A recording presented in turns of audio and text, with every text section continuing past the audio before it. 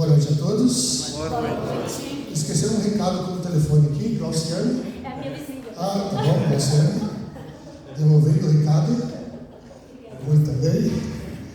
Queridos, boa noite mais uma vez. Louvado seja Deus. Amém. Alegria retornar a essa igreja.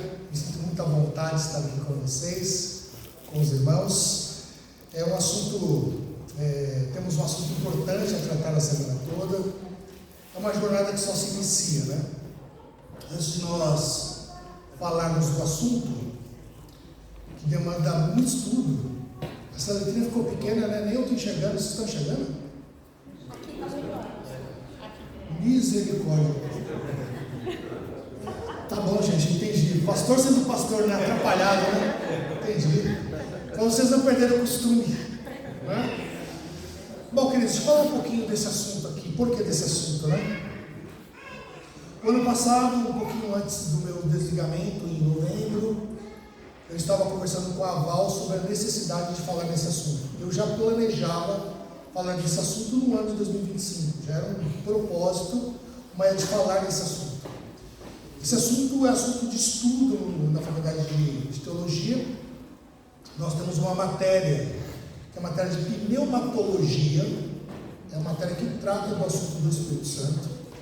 E ela demanda muito estudo. É uma matéria da teologia sistemática, bastante complexa, e por mais que você estude, você nunca esgotará esse assunto. Por mais que você estude esse assunto, você nunca esgotará esse assunto. Então, o que nós falaremos aqui em seis noites, eu diria que não é nem 1% do que nós temos sobre esse assunto. É muita coisa, tá? Então eu peguei os assuntos principais, eu estou me norteando por um livro. O livro chama-se Revolução do Espírito. É um livro que eu recomendo você ter em sua casa para estudo. Se você deseja pregar sobre esse assunto, vale a pena adquirir o livro. É um livro da CPB, não estou fazendo propaganda da CPB, mas vale a pena pelo estudo, tá bom? Então nós vamos partilhar aqui algumas experiências desse assunto aí. Eu quero começar com esse texto. E antes de eu começar com o texto, eu queria orar com você. Vamos orar? Senhor Jesus, bondoso Deus, Santo Espírito, clamamos orientação, clamamos iluminação do Espírito. Nos conduza no estudo desta noite, para que possamos compreender um pouquinho desse assunto, mas que ele sirva de agradecimento espiritual para todos nós. Dá-nos, por bondade, a tua paz, o teu entendimento. São bênçãos que pedimos no nome de Jesus. Amém. Bom, eu coloquei esse slide por uma razão. A Igreja Adventista do Sétimo Dia, por mais de 40 anos, insistentemente falou do assunto lei moral de Deus. Um dos primórdios da igreja, quando a igreja nasceu, nós tínhamos um fundamento. O fundamento era a lei de Deus, a lei moral de Deus. E por muitos anos falando desse assunto, a igreja criou uma raiz muito forte e legalista. Se alguns aqui são adventistas mais antigos, perceberão que a igreja de 1970, 1980, 1990 era uma igreja muito rígida, muito severa, muito legalista. Eu não vou apontar nomes aqui, não estou vendo cabecinha branca por aí, gente que já não tem cabelo vai lembrar dessa época, não é? Não estou falando de você não, Carvalho. Mas olha só que interessante. Então foram 40 anos falando disso. E a igreja deu raízes nisso.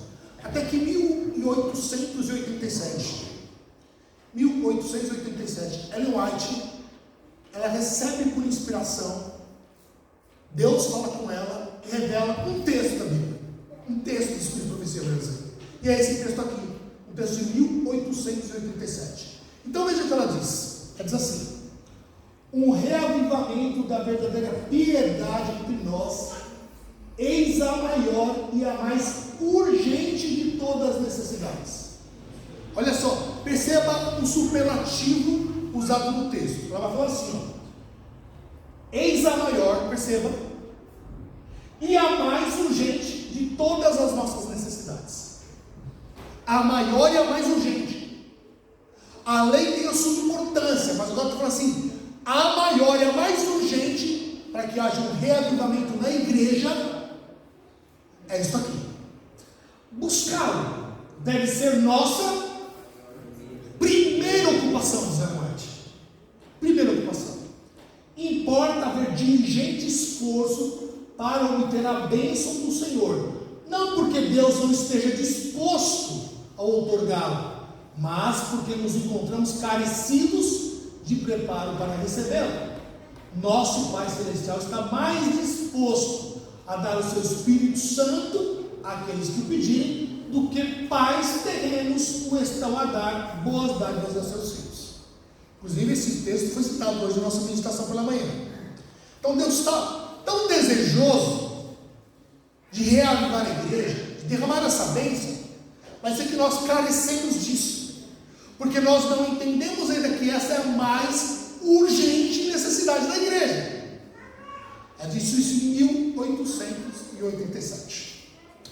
Em 1888 surge na igreja uma mensagem interessantíssima, a mensagem da justificação pela fé como braço direito da mensagem do terceiro anjo.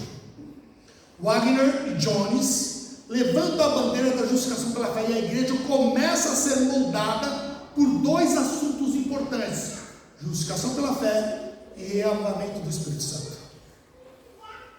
Mas a lei continuava com as suas raízes, e o tempo foi passando e a igreja foi trabalhando esse assunto. Interessante dizer que muito recentemente o nosso presidente Ted Wilson, ele lançou um desafio para a igreja.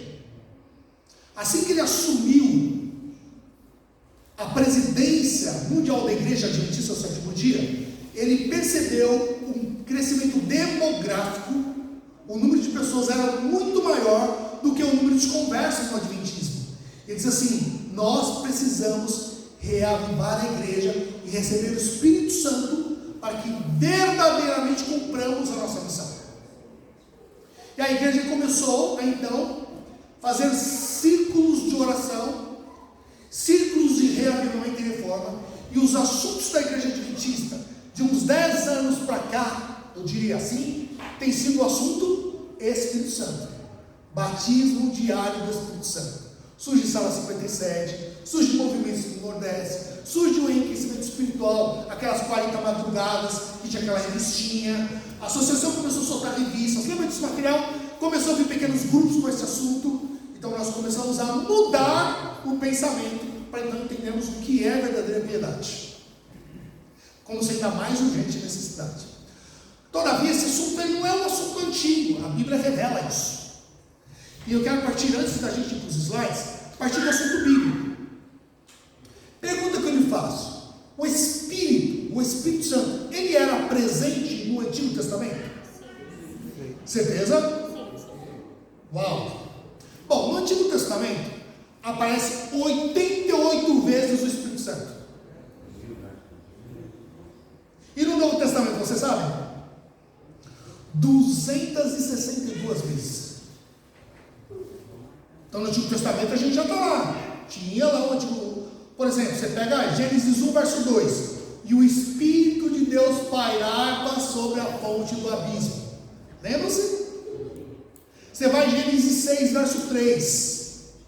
Você vai ler um texto lá que o Espírito de Deus trabalharia com os antediluvianos por 120 anos. O meu Espírito vai atuar na terra por mais 120 anos. Então virá o dilúvio. Então nós já tínhamos evidências, muitos textos falando do Espírito Santo no Antigo Testamento. Então eu queria ler algo com vocês. Vamos rapidinho aí. Ó, Gênesis 1, verso 2. Vamos passar rapidamente, porque essa parte aqui é mais a título de estudo mesmo, tá? Gênesis 1, verso 2. Olha a atuação do Espírito Santo aí. Eu tenho até que horas, Val? Misericórdia, gente do céu. Olha, Gênesis 1, verso 2. Era a terra sem forma e vazia, trevas cobriam a face do abismo, e o Espírito de Deus se movia sobre a face das águas. Viu? Mais um pouquinho para frente. Gênesis 6, verso 5.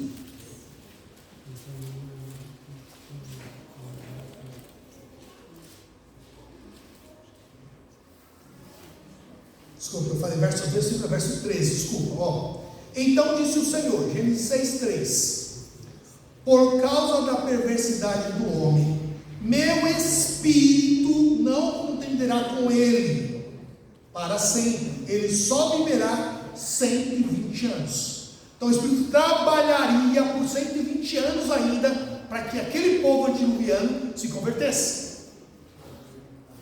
Então por isso é que Noé pregou 120 anos, porque o Espírito de Deus estava trabalhando, contendendo com a raça humana. Outro texto, Êxodo 31, vamos lá, irmão, Bíblia. Só alguns exemplos. Êxodo 31, verso 3 e 4.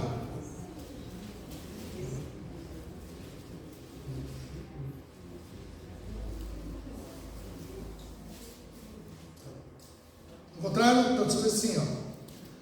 Vou ler o verso para contextualizar. Disse então o Senhor a Moisés: eu escolhi Bezalel, filho de Uri, filho de Ur, da tribo de Judá, e o enchi do Espírito de Deus, dando-lhe destreza, habilidade e plena capacidade artística para desenhar e executar trabalhos de ouro, prata e bronze.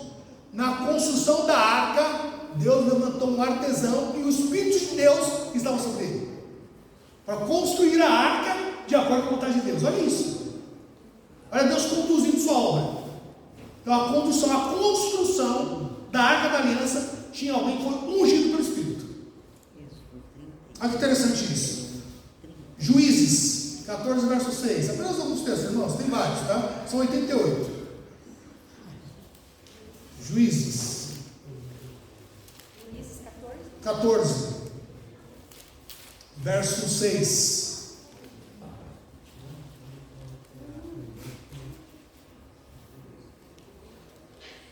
Olha aí, ó, o texto dizendo claramente, ó: o Espírito do Senhor apossou-se de quem? De Sansão. Acharam aí? Juízes 14, 6. E o Espírito do Senhor apossou-se de Sansão. Ou seja, o Espírito Santo tomou posse de Sansão para uma obra de libertação do povo lá dos filisteus. Lembra disso? Olha o verso 19. Então o Espírito do Senhor apossou-se de Sansão. De novo, está vendo? Perceberam? Outro texto, 1 Samuel 16, 13.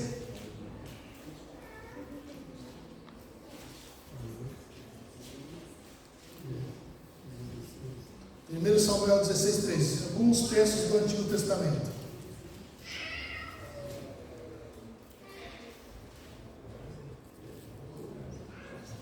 Samuel apanhou um chifre cheio de óleo e o ungiu na presença dos seus irmãos.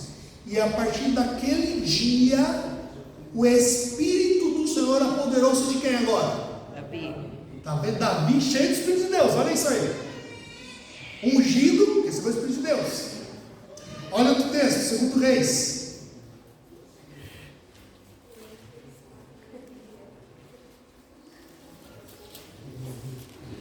Capítulo 2.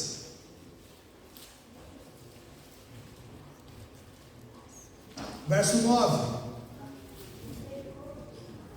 Segundo livro dos Reis, capítulo 2, verso 9.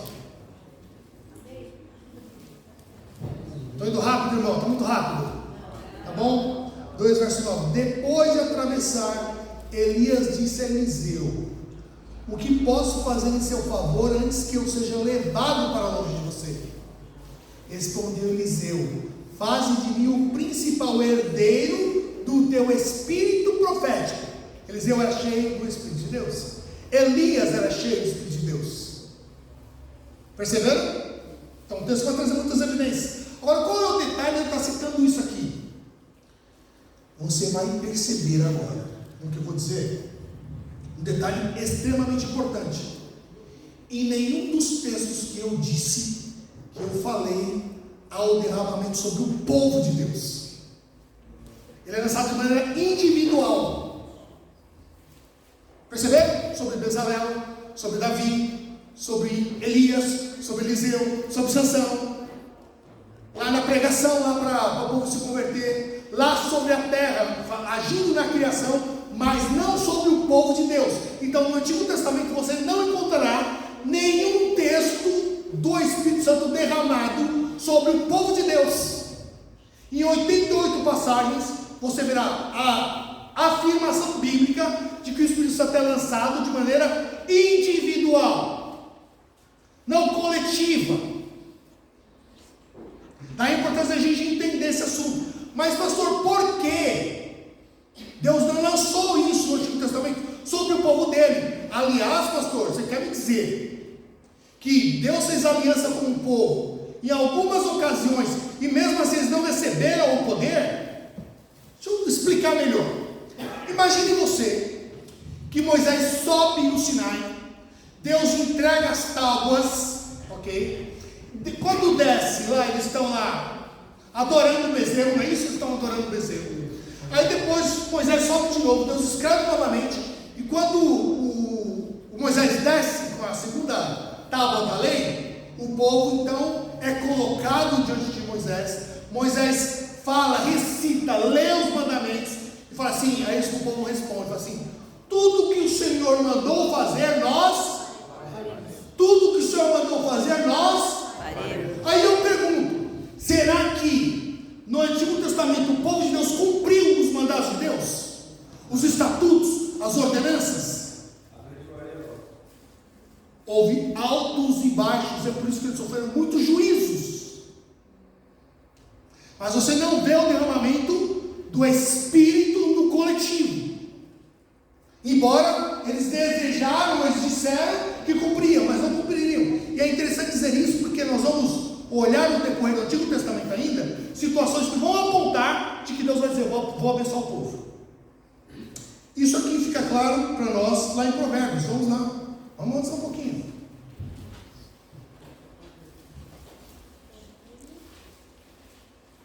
Você percebeu que está em forma de estudo isso aqui, né, irmão? Vai anotando os textos aí, se vocês não quiserem, depois eu passo o texto para Val.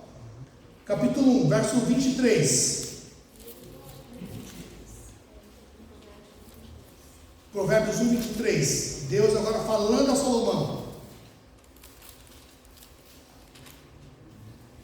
Agora eu estou dirigindo a palavra para um povo, falando a Salomão. Provérbios 1, 23. É escrito assim, ó: se acatarem minha repreensão, eu darei a vocês, agora coletivo, eu darei a vocês um espírito de sabedoria e revelarei a vocês os meus pensamentos. Agora está mudando. Se vocês forem obedientes, se vocês se voltarem para mim, eu revelo o meu espírito, eu derramo o meu espírito e dou entendimento e conhecimento para vocês. Está vendo a mudança de pensamento? Isaías, capítulo 11, capítulo 1. Isaías, capítulo 1. Olha o verso 13. Desculpa, irmão. Isaías 11, perdão, 11, 1.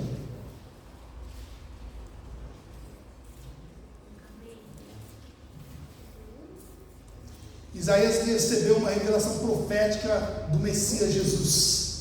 E olha que interessante aqui o texto de Isaías 11, verso 1. Está escrito assim: um ramo surgirá do tronco de Jessé, em suas raízes brotará um renovo.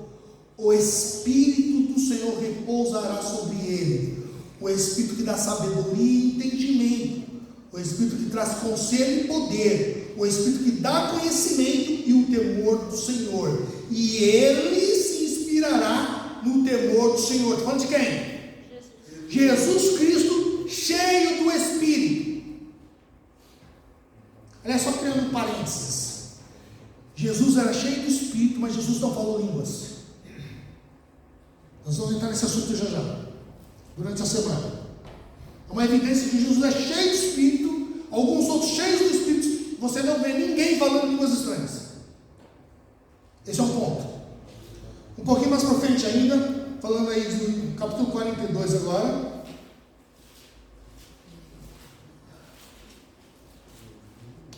Verso 1.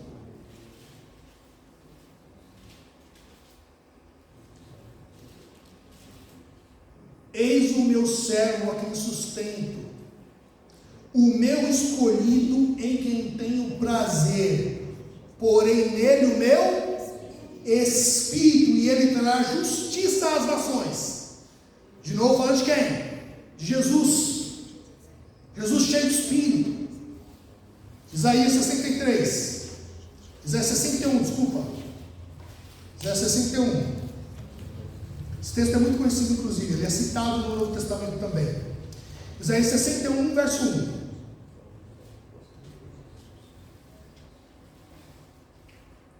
O Espírito do Soberano, o Senhor, está sobre mim, porque o Senhor ungiu-me para levar boas notícias aos pobres, enviou-me para cuidar dos que estão com o coração quebrantado, anunciar liberdade aos cativos e libertação das trevas aos prisioneiros, para proclamar o ano da bondade do Senhor e o dia da vingança do nosso Deus, para consolar todos os que andam tristes e dar a todos os que choram em Sião uma bela coroa em vez de cinzas, o óleo da alegria em vez do pranto.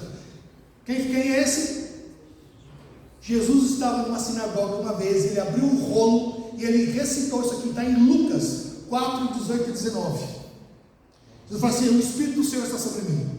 Jesus mesmo, ele toma posse dessa promessa: o Espírito do Senhor está sobre mim. Jesus era cheio do Espírito. Perceba, ainda está de maneira individual.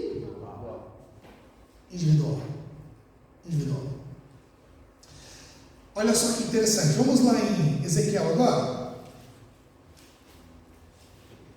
Estou fazendo um histórico, você está percebendo?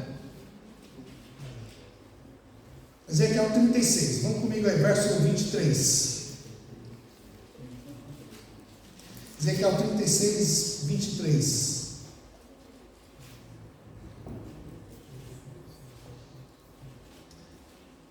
Aliás, vamos direto para o 25. Olha aqui, ó, vamos lá no 25. Ezequiel 36, 25. Aspergirei água pura sobre vocês e ficarão puros. Eu os purificarei de todas as suas impurezas e de todos os seus ídolos. Darei a vocês um coração novo e porei um espírito novo em vocês. Tirarei de vocês um coração de pedra e em troca darei um coração de carne. Porei o meu espírito em vocês e os levarei a agir segundo os meus decretos e obedecer fielmente o que agora? As minhas leis. Olha só, agora vem de novo a profecia, agora ela vem como uma promessa no coletivo, sobre a igreja, sobre a nação. Eu vou colocar o meu espírito e vocês vão me obedecer. Eu coloco um espírito novo, tiro o coração de pedra, porque vocês estão envolvidos com ídolos, com a idolatria, retiro tudo que não presta, coloco um espírito novo. O espírito novo vai trabalhar em vocês, e aí sim vocês guardarão a minha lei. Sabe, querido, um parênteses, para sermos obedientes a Deus, para sermos fiéis aos preceitos, às ordens, os mandamentos, somente com a atuação do Espírito de Deus. Amém. Deus precisa colocar o Espírito dentro de nós. Sem Ele, seremos apenas legalistas. E por muitos anos a gente vai perceber que ser legalista é um peso no Evangelho. Deus não quer assim. Mas ainda nós estamos falando agora de um individual, e agora a promessa que aparece é no coletivo. Então Deus está querendo, de uma maneira, abençoar a igreja, no coletivo. E olha que interessante um texto agora lá no Novo Testamento, lá em Atos. O capítulo 2, famoso capítulo 2 de Atos.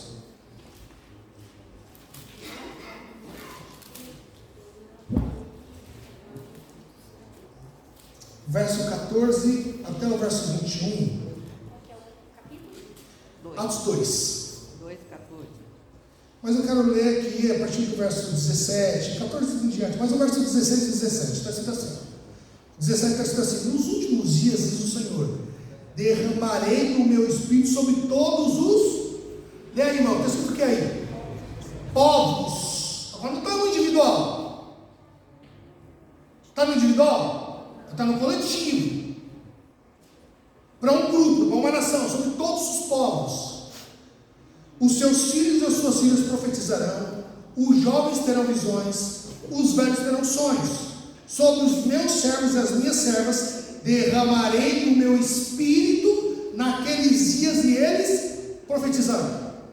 Então agora, no Novo Testamento, estão falando do que agora? O Espírito Santo derramado sobre a nação, sobre os povos, sobre todos, não de maneira individual, agora no coletivo. E essa expressão aparece 262 vezes no Novo Testamento, Deus derramando o seu Espírito sobre o povo, sobre o coletivo, não de maneira individual. Agora, por que, pastor? Por que, pastor, ele socorre só no Novo Testamento?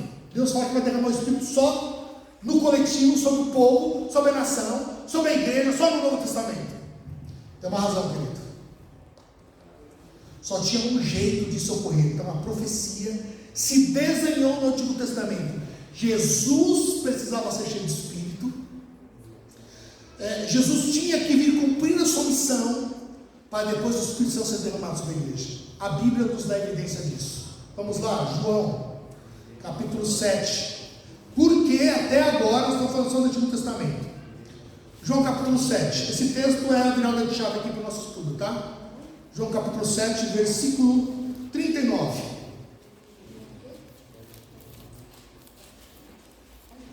Sete e 39. Olha Jesus falando agora. Eu vou pegar no verso 37 para a gente poder entender. Diz assim, ó: no último e mais importante dia da festa, Jesus levantou-se e disse a alta voz: se alguém tem sede, venha a mim e beba. Quem crer em mim, como a Escritura diz, do seu interior fluirão rios de água viva. Ele estava se referindo, olha Jesus agora, ele estava se referindo ao que mesmo, irmão? Não ouvi. Ao Espírito, que mais tarde receberiam os que nele crescem. Até então, o Espírito ainda não tinha sido dado. Viu o texto? Até então o Espírito não tinha sido dado, pois Jesus ainda não fora glorificado. Então o Espírito Santo só podia ser derramado sobre o povo de Deus depois que Jesus fosse glorificado. O que é glorificação no texto de João? Jesus precisava morrer, crucificado, ser glorificado por Deus. Aí ele teria o direito de derramar o Espírito sobre nós.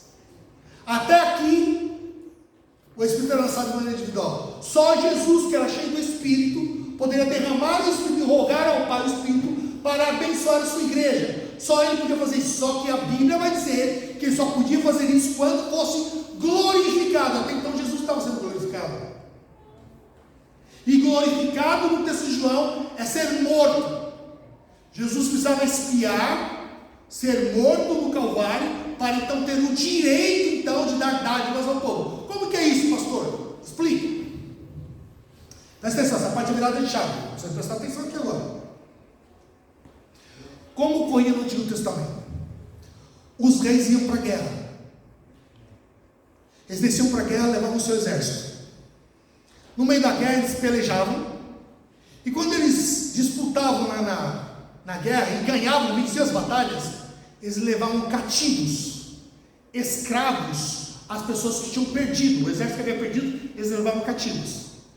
E juntos eles recolhiam os despojos, ouro, prata, tudo que tinha lá de benefícios, de valores, eles pegavam.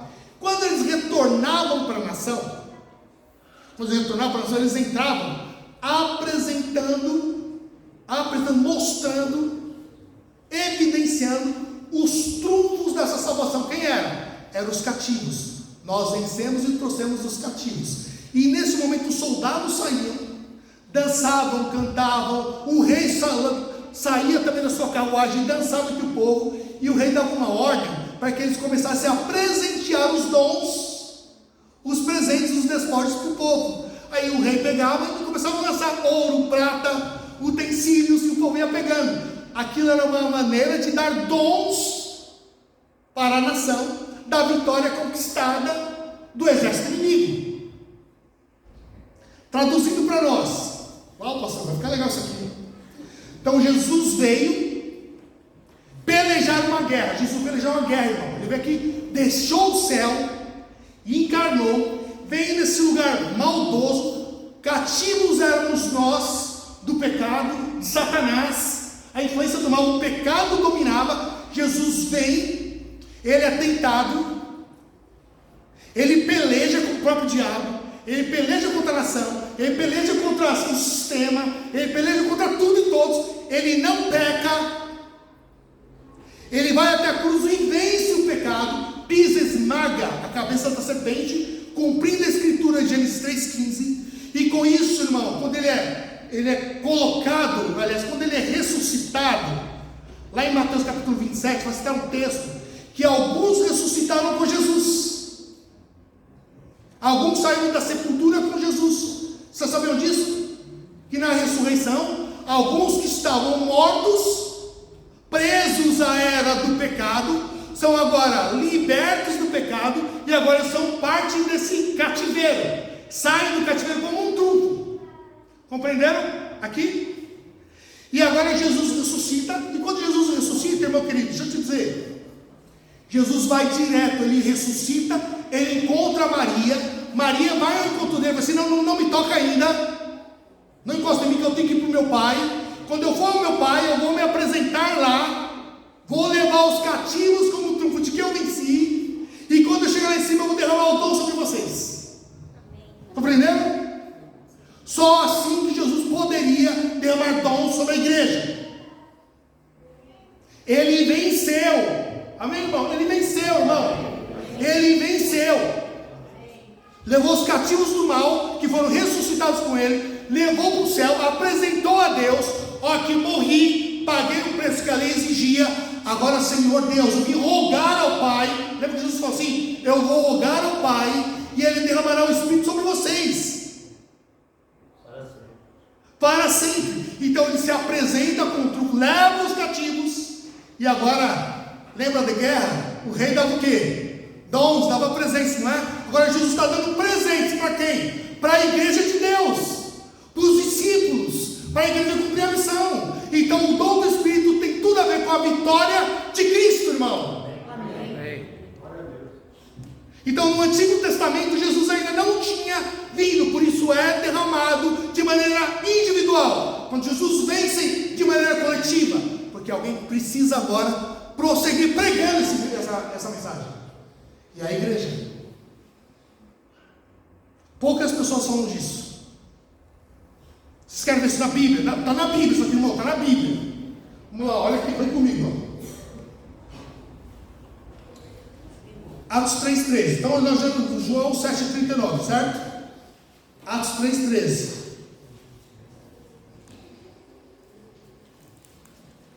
Atos 3,13.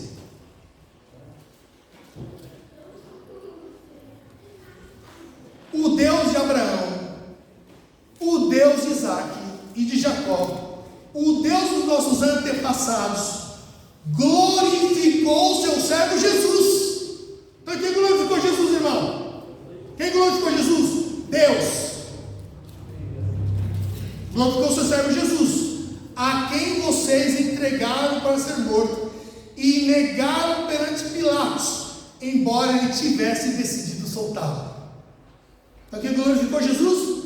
Deus glorificou, ele precisava ser glorificado, declarado diante de todos, de todo o universo, de todas as hostes celestiais, de que ele é o verdadeiro vencedor.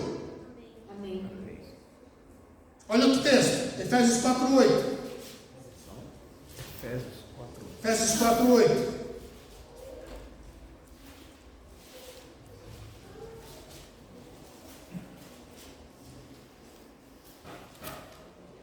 Isso aqui é tremendo, irmão. 4 verso 8, vai lá comigo, ó. Verso 7 diz assim: e a cada um de nós foi concedida a graça conforme a medida repartida por Cristo. Por isso é que foi dito, olha aqui, irmão, por isso é que foi dito, quando ele subiu em triunfo às alturas, levou cativos muitos prisioneiros e deu o quê? Dons aos homens. Olha isso aqui que impressionante, irmão. Quem são os cativos? Mateus 27, vamos lá, irmão, Bíblia.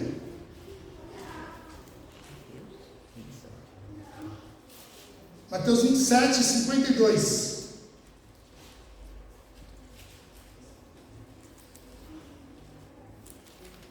Vai comigo aí, ó.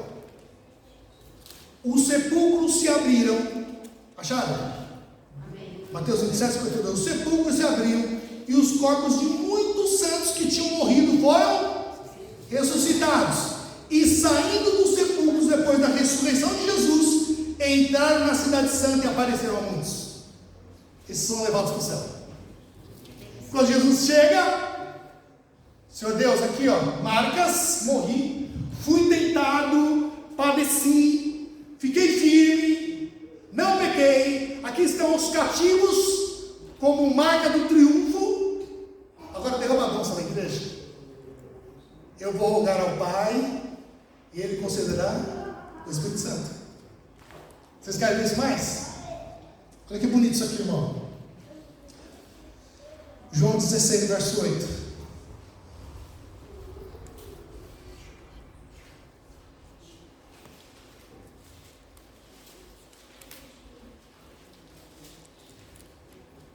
Desculpa, eu falei errado. João 20, 17. Desculpa, 20, 17.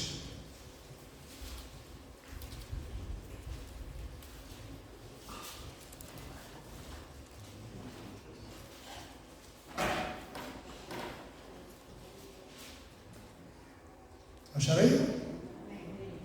Olha aí. 20, 17 diz assim: não me segure, pois ainda não voltei ao Pai. Lembra lá a Maria Madalena? Então Maria Madalena está lá, ela vê, é a primeira vez Jesus ressuscitado. Eu falei assim: não me toque, não me segure.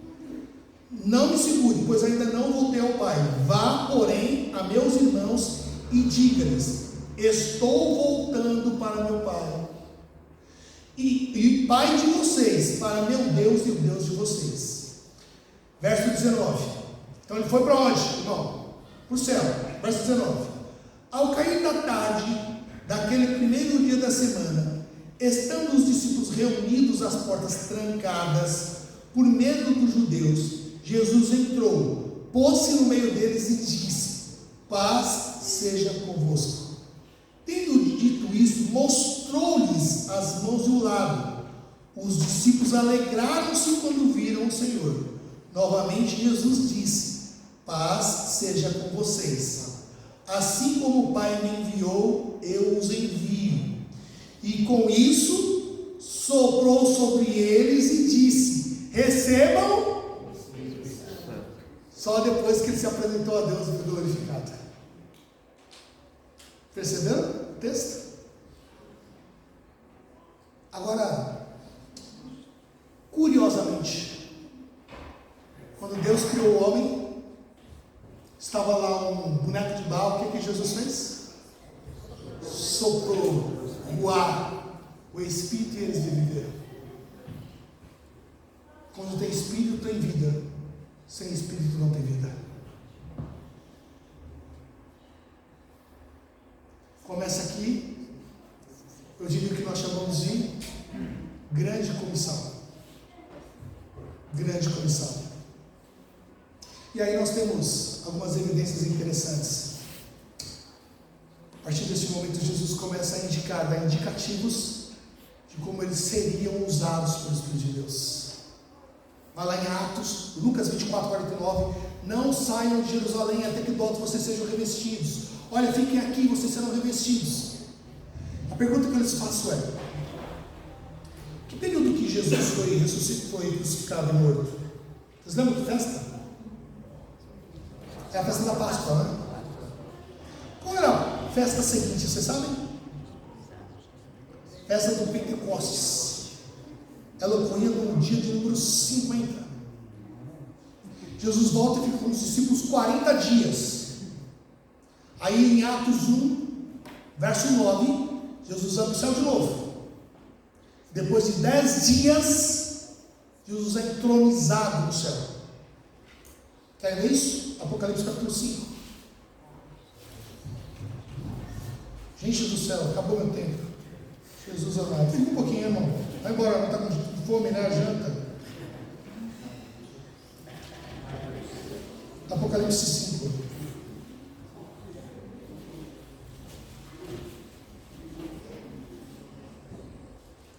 É o texto do livro O Cordeiro e Jesus sendo glorificado. Olha que interessante. A partir do verso 6. Depois vi um cordeiro que parecia ter estado morto em pé no centro do trono, cercado pelos 4 seres viventes e pelos anciãos. Ele tinha 7 chifres e 7 olhos, que são os 7 Espíritos de Deus enviados por toda a terra. 7, plenitude, completude. É o número da perfeição que a gente fala, né? Então ele está enviando agora a plenitude do Espírito para a terra. Quando acontece isso aqui? Pentecostes, Atos 2. Derramamento do Espírito Santo contemporâneo. Jesus é entronizado no dia de número 50, o dia da festa do Pentecostes. O Espírito Santo é enviado para a terra. Todos recebem o Espírito Santo, começam a falar outros idiomas e o Evangelho começa a ser pregado. Amém. Ficou claro isso aqui? Foi muito rápido? Foi rápido ou foi devagar? Quem não entendeu até aqui? Entenderam? Então bora para os textos aí. Eu gravei. Gravou? Ah, tá bom. Vamos lá, isso aqui, irmão. Uns textos interessantes para nós aqui. Eu tenho que passar com isso aqui, né, Pedrinho? Isso, estudamos. Vamos lá. Um reavivamento da verdadeira piedade entre nós. Eis a maior, ó irmão, eis a maior. Os discípulos precisavam do Espírito Santo para poder pregar? Sim. Há quem diga que o livro de Atos não deve ter a nomenclatura Atos dos Apóstolos, mas Atos do Espírito. Já ouviu falar disso? Porque a ação do Espírito Santo está atuando por meio deles, por intermédio deles. Então, tudo que ocorre na igreja primitiva é uma ação do Espírito Santo. Coríntios 12, derramamento dos dons. Dom de cantar, de profetizar, de pregar, do conhecimento, dom de fé. É o derramamento do Espírito, separado em dons. Então a gente vai ter uma série de coisas ocorrendo aqui a partir da igreja primitiva. Mas olha que interessante isso aqui. Então, esta aqui é a maior e a mais urgente de todas as necessidades. Buscá-lo deve ser nossa o que, irmão? Irmão, primeira ocupação nossa. Se os discípulos precisavam disso, se Jesus agora vindicou esse direito, sendo glorificado pelo Pai, e quer derramar isso para nós temos que nos ocupar em buscar o Espírito Santo. A igreja somente será reavivada e reformada com a bênção do Espírito Santo. Nós vamos pregar de verdade, genuinamente, com o Espírito Santo. Os bancos não estarão vazios com o Espírito Santo.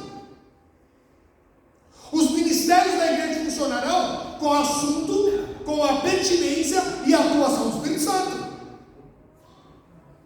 Não haverá divisão na igreja, porque os discípulos estavam até então discutindo quem era o maior ou o menor, mas quando eles foram imbuídos do Espírito, acabou. Eles estavam agora no mesmo propósito, pregar o Evangelho.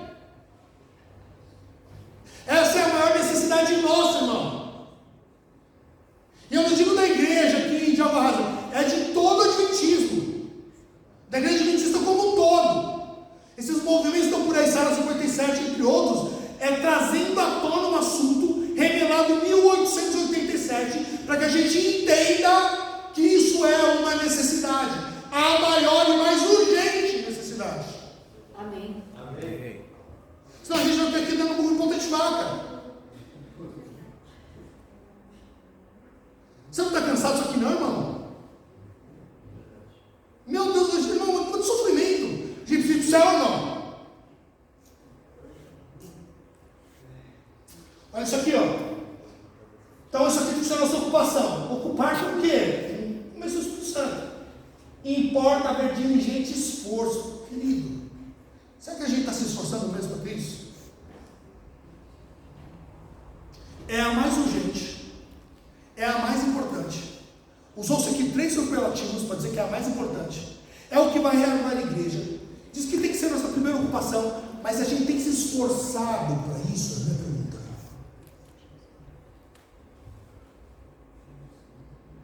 Temos nos buscado, nos esforçado para receber o Espírito Santo. Que esforço é esse, pastor? Vamos ver, dá que texto falando disso.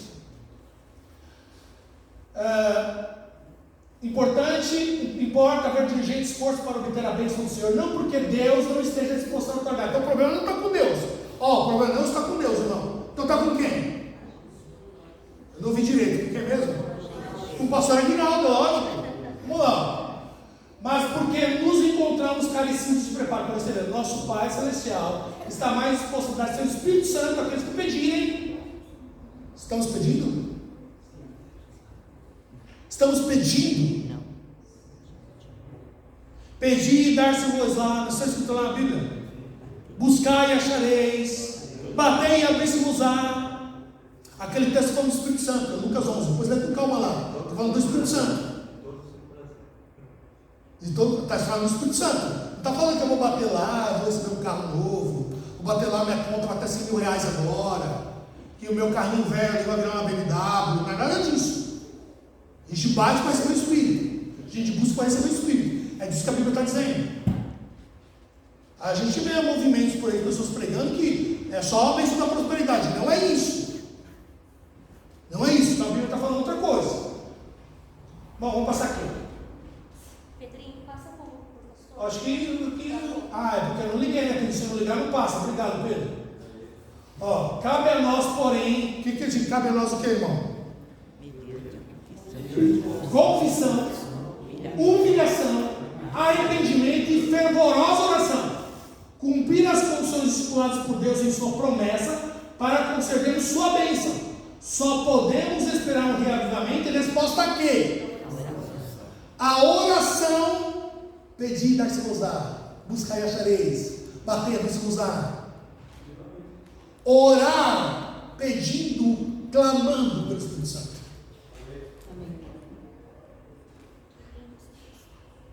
Tem que confessar, tem que se arrepender, tem que buscar, diligente esforço.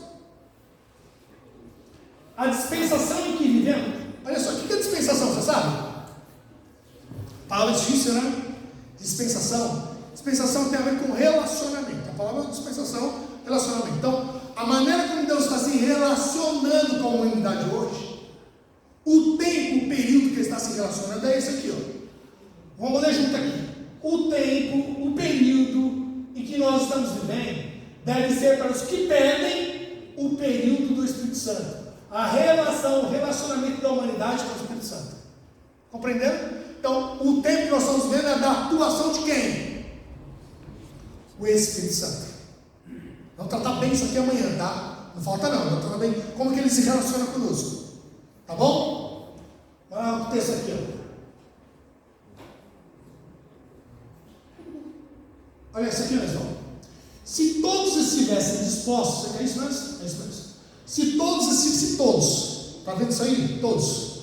Se todos estivessem dispostos, todos seriam cheios do Espírito. Onde quer que a necessidade do Espírito seja um assunto de que pouco se pense, ali se verá sequidão espiritual, escuridão espiritual, espirituais declínio e morte. Quando quer que assuntos de menor importância ocupem a atenção, o divino poder, preciso para o crescimento e prosperidade da igreja, e que haveria de trazer a posse todas as demais bênçãos, está o que, irmão? Está o que? Não ouvi. Faltando, ainda que oferecida infinita plenitude. Atos dos Apóstolos, parece bem. Então, que em outras palavras, falando assim, a gente se encontra com tanto assunto. A gente vem que conta uma historinha da carochinha, e a ilustração X, Y, Z, e não sei o que, querido, os nossos cultos dão para pegar a verdade presente. Aí tu fala assim, esse assunto está faltando. Quantos assuntos a gente deixa de falar na igreja hoje? Tudo bem, ano passado nós falamos bastante, né? do grande conflito, falamos de tipos de mensagem angélica, falamos em algum outro momento de santuário, falamos de chuva serôdia, pergunta, falamos de chuva temporânea, falamos de sacudidura.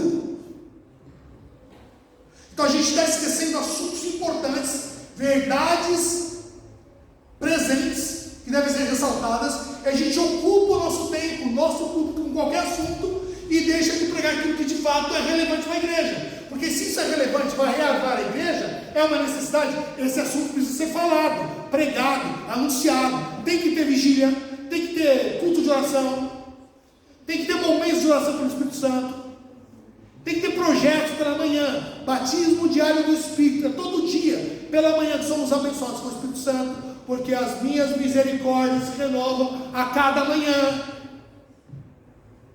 Então a gente tem colocado muitos outros assuntos à frente de um assunto extremamente importante, que tem que ser a mais urgente, não é? A maior necessidade. Isso vai trazer vida à igreja. Soprou o Espírito, tem vida. Sem Espírito, irmão, não tem vida. A sequidão espiritual, olha ali, irmão, escuridão espiritual, espirituais declínio e morte espiritual. Igrejas morrendo espiritualmente. Igrejas morrendo espiritualmente, irmão. Porque não entenderam a importância desse assunto. E Jesus está assim, desejoso, ele está querendo que a gente bate e busque. E a gente tem de tudo, tem divisão na igreja, tem briga, tem isso e aquilo. Não, é a hora de unirmos um assunto, o Espírito Santo. Vamos buscar, vamos pregar, vamos orar e vamos avançar. Amém. Avançar, irmão. Precisamos. Vou concluir com mais 2 textos, vamos lá. Volta. Uma vez que esse é o meio pelo qual devemos receber o poder, porque não sentimos fome e sede pelo dom do Espírito, porque não falamos sobre ele, não oramos por ele e não pregamos a seu respeito. 4 perguntas.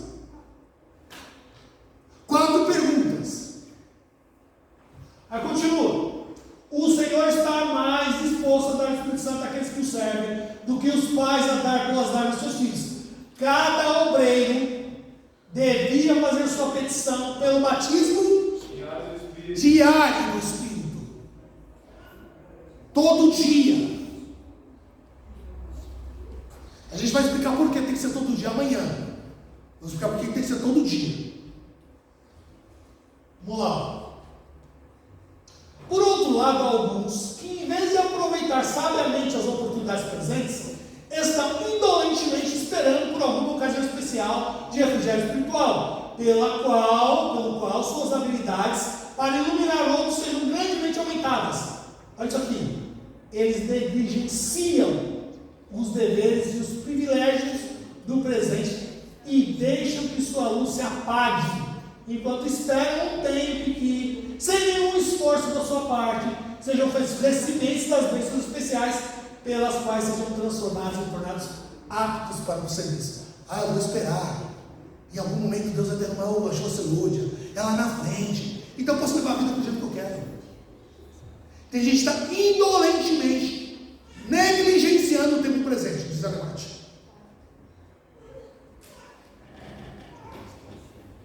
O derramamento do Espírito nos dias apóstolos foi o começo da primeira chuva, ou temporária, e glorioso foi o seu resultado. Olha isso aqui, irmão. Até o fim do tempo, a presença do Espírito deve ser encontrada com quem mesmo? Com a verdadeira igreja. Até o final do tempo, o Espírito de Deus será encontrado com a verdadeira igreja. Amém. Querido, deixa eu fazer um apelo. Eu preciso fazer um apelo, né?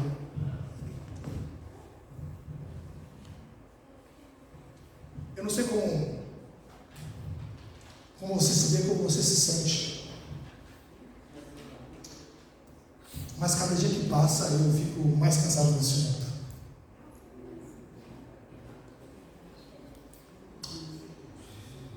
1893, ela mais escreveu um texto.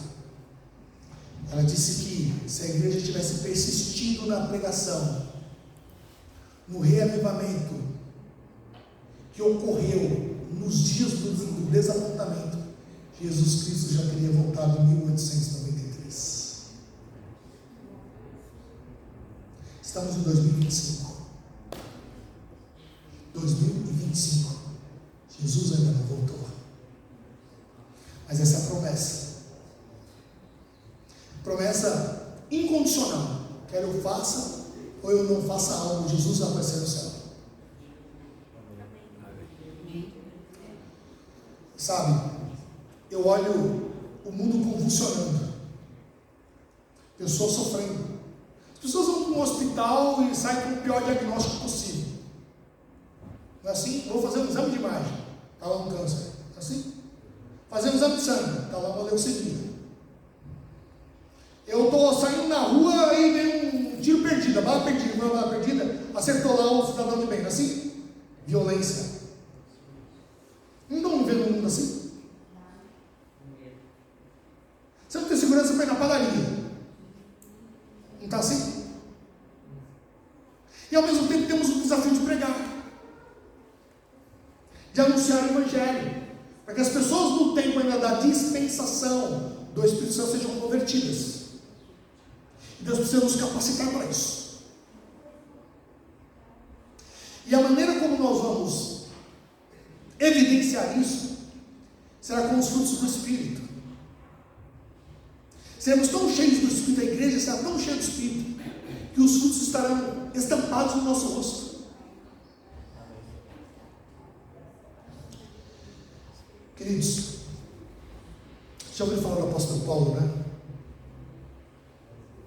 Paulo foi preso em Jerusalém, acusado de sedição, de que a pregação daquele grupo chamado Caminho era contra o conceito moral e político de Roma.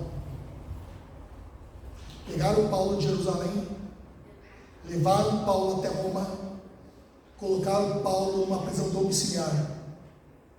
Paulo estava numa prisão domiciliar, querido. Esse era julgado pelo pior homem que pisou por dentro da terra. O nome dele é Nero. Nero matou o próprio irmão, matou sua esposa, aliás, matou 2 irmãos, matou sua esposa, matou a sua mãe. E todos que iam contra Nero, que ele não tinha medo de ninguém, eram mortos. E todos que eram colocados no tribunal de Nero eram mortos. Não escapava absolutamente ninguém. Paulo ficou nessa cadeia domiciliar, nessa prisão domiciliar por 1 ano. Recebia donativos, recebia visitas, irmãos viajavam até lá, porque podia, né?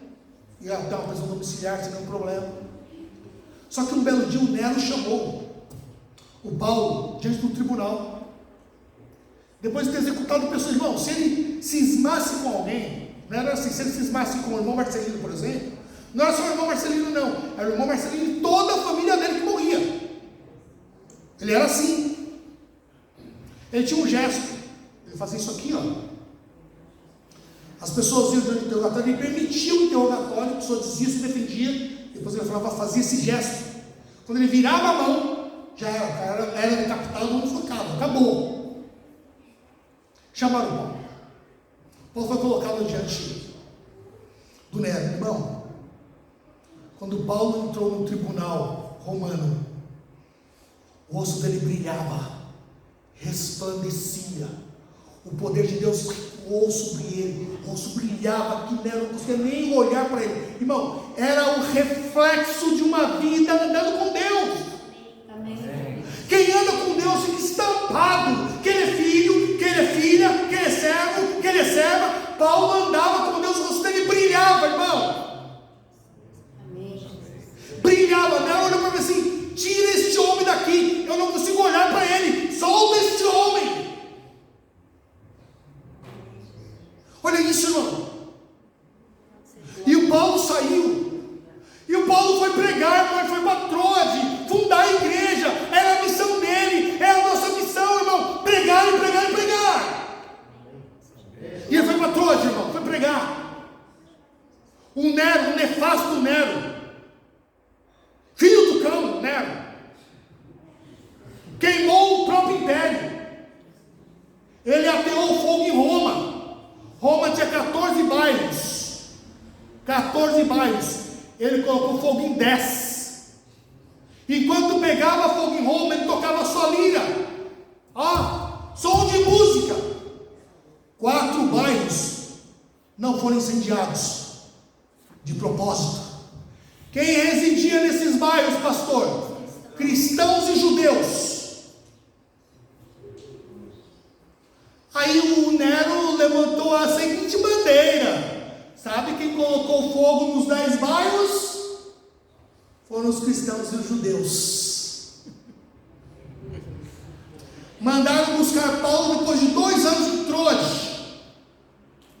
Paulo é colocado de novo diante do tribunal de Nero.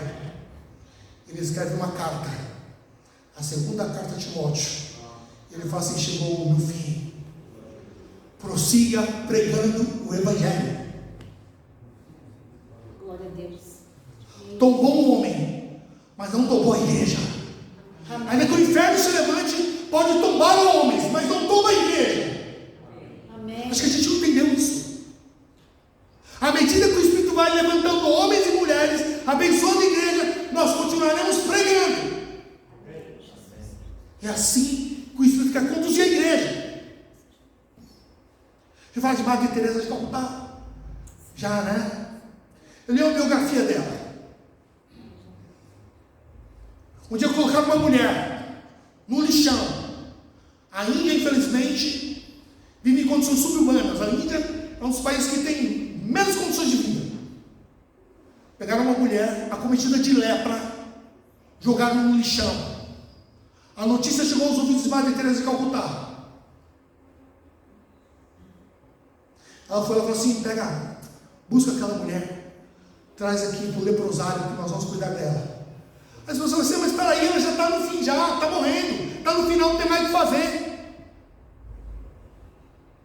A Madre Teresa disse o seguinte: lá no lixão ela vai morrer como indigente, mas aqui no meu abrigo ela vai morrer como um anjo. A notícia ecoou, irmão. O mundo soube dessa história. Uma jornalista britânica viajou até a Índia para entrevistar Madre Teresa de Calcutá. Quando ela entrou no leprosário, um odor, um cheiro, um mau cheiro, que ela não conseguia ficar na sala com a mulher. Ela falou assim: Madre Teresa, que cheiro é esse? Que cheiro horrível! Eu não faria esse serviço por nenhum dinheiro do mundo. Sabe o que Madre Teresa disse? Eu também não. Eu faço pelo amor de Deus que está em mim. Amém. Eu vou fazer porque Deus está em mim. Eu vou pregar para anunciar, vou salvar, porque Deus está em mim. E a terceira e última história. Vilarejo na Índia. Uma menina de 12 anos, uma garotinha de 12 anos, acometida de lepra.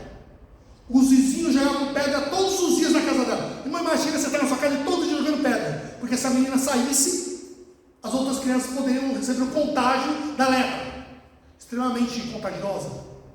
Aí os vizinhos passavam e jogavam pedras todos os dias. Era um inferno morar naquele lugar.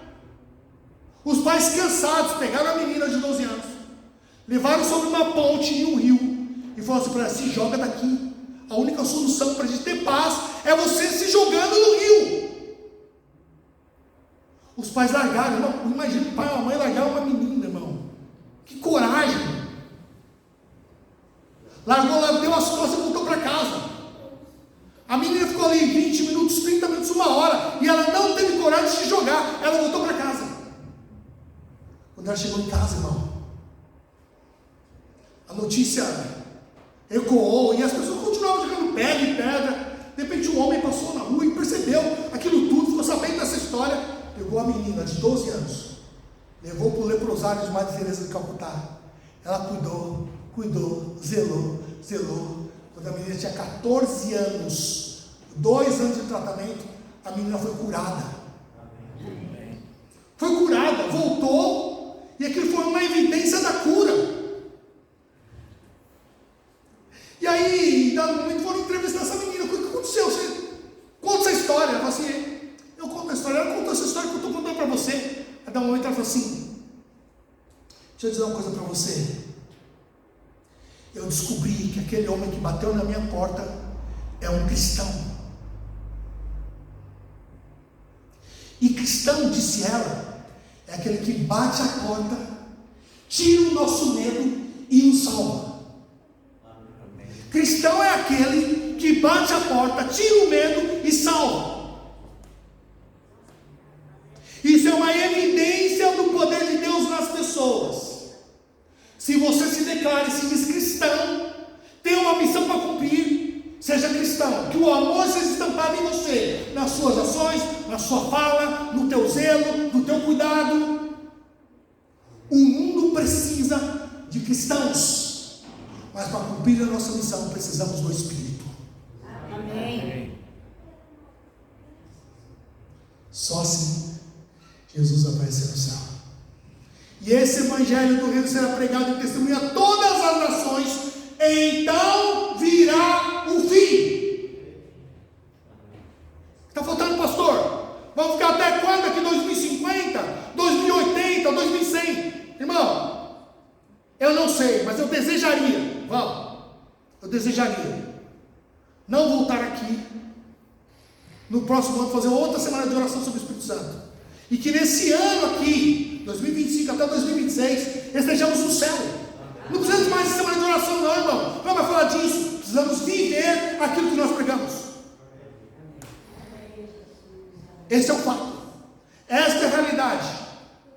Deus quer nos usar, mas Jesus está voltando. Em breve Ele virá. Acredite.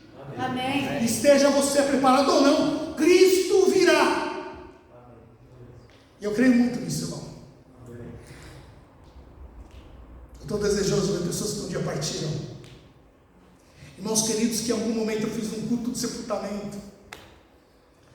Rever um pai que se foi, um irmão que se foi. Amigos, que é isso? Até quando? Essa é a maior promessa. Não teremos cemitério, teremos remédio. Não teremos mais violência. Não teremos hospitais. Minha sogra está internada, irmão. Está internada lá no São Luís agora. Minha esposa está lá. Não teremos mais nada disso, queridos. Até quando? Vamos fazer um propósito. Pegar esse ano aqui e falar assim, nós vamos buscar o Espírito Santo, pastor. Nós vamos nos dedicar nesse assunto. Eu quero receber o batismo do Espírito Santo. Eu quero receber o batismo diário do Espírito Santo. Eu quero ser um instrumento de Deus nesta terra. E quem te vê, vai ver o rosto brilhando, igual de Paulo. Amém. Essa é Deus espera de nós. Temos uma mensagem musical, vem cá, irmão. Passei muito, vocês me perdoem. Sim. Está perdoado, tá bom. Mas amanhã eu passo de novo, obrigado. Deus abençoe vocês, queridos. Isso aqui é tão impressionante. Eu podia falar desse assunto aqui talvez o ano todo, gente. Isso aqui é muito impressionante. Jesus abençoe vocês. Vamos orar depois da mensagem musical.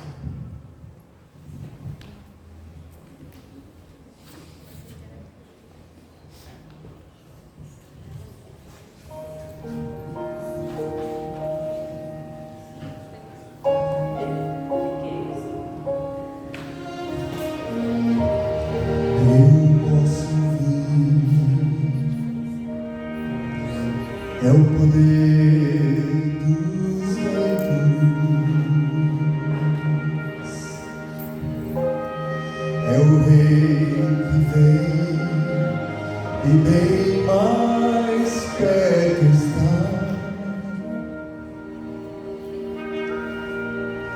Posso quase ouvir trombetas dos anjos do Senhor.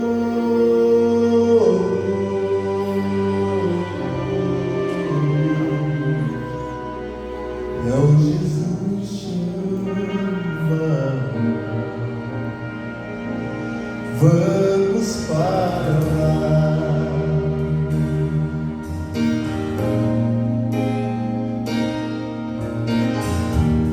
Ao meu redor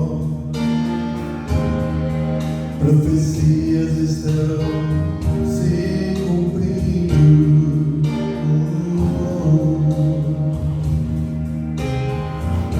E os grandes sinais aparecem muito mais. Posso quase ver o Pai ajuntando seus filhos.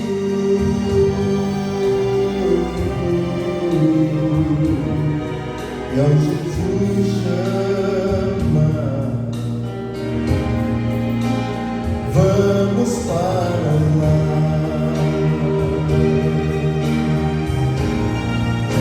Jesus virá em glória para chamar os seus filhos. Os mortos viverão para chamá-lo lá no ar. E os vivos mudarão para chamados pela glória.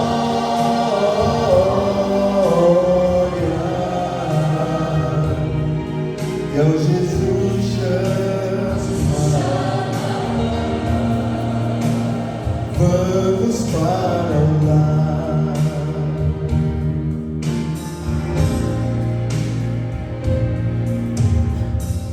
Ao redor,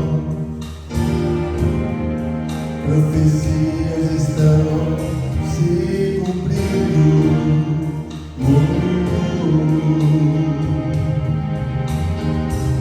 E os grandes sinais aparecem muito mais. Posso quase ver o Pai ajuntando seus filhos.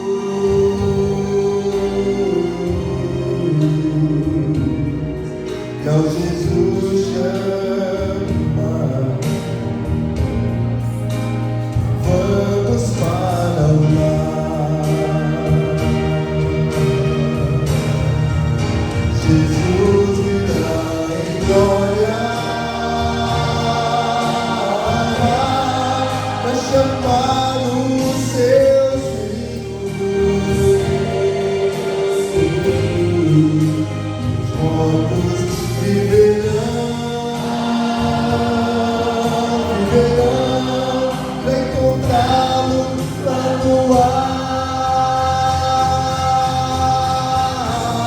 E os vivos mudarão, reclamados pela glória.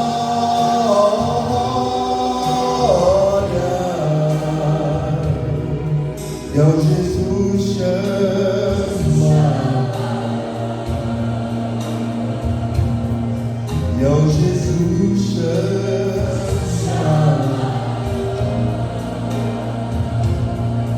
e ao Jesus chama, meu Jesus virá em glória, transformado seus filhos. E os mortos viverão, sim, viverão, encontrado lá no ar. E os vivos mudarão, transformados pela glória.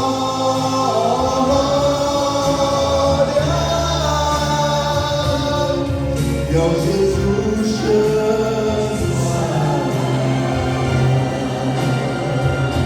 e ao Jesus chama,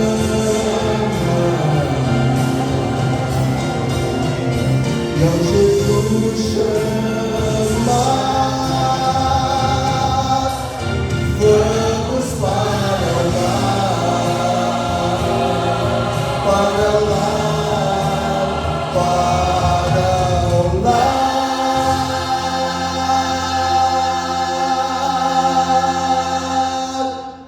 Amém. Glória a Deus. Vamos orar.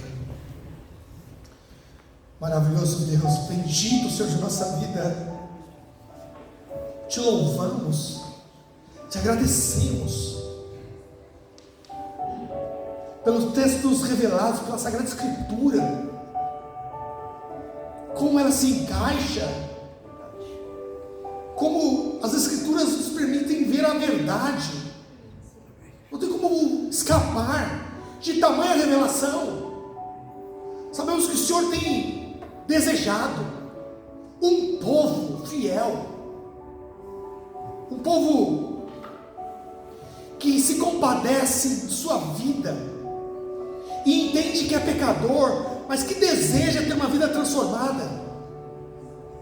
Clamamos a Ti, Deus Santo Espírito, a unção sobre nós. Tira de nós um coração de pedra, coloca um coração novo, cheio da Tua lei, cheio da Tua vontade, e que haja prazer em nós em Te servir, e nos conduza pelo poder do Espírito Santo às vielas, aos bairros, aos vilarejos, para pregar o Evangelho, para que tão logo não estejamos apenas e tão somente cantando um hino, mas vivenciando a experiência do céu, a experiência de adentrarmos o lar, a experiência da eternidade. Esse é o maior desejo de cada um de nós enquanto igreja. Visita as famílias, que o Espírito Santo seja uma realidade nas famílias desta igreja, nas famílias dos cristãos desta era moderna, para que tão logo possamos proclamar, anunciar, e tão logo Jesus aparecerá no céu. Amém. Perdoa os nossos pecados. São esses que rogamos, pedimos, imploramos e fazemos no nome do Pai, do Filho e do Espírito Santo. Amém. Amém. E nossa mão bem alta, repete comigo. Que a graça de Jesus, Que a graça de Jesus, o amor de Deus o Pai, o amor de Deus o Pai, e a comunhão, e a comunhão, e a consolação, e a consolação do Santo Espírito, Santo Espírito seja uma realidade na vida de cada um de nós. cada um de nós. Os abençoados dizem amém. Glória a Deus. Agora abençoa a pessoa bem do teu ladinho aí. Diz para assim: o Senhor é contigo.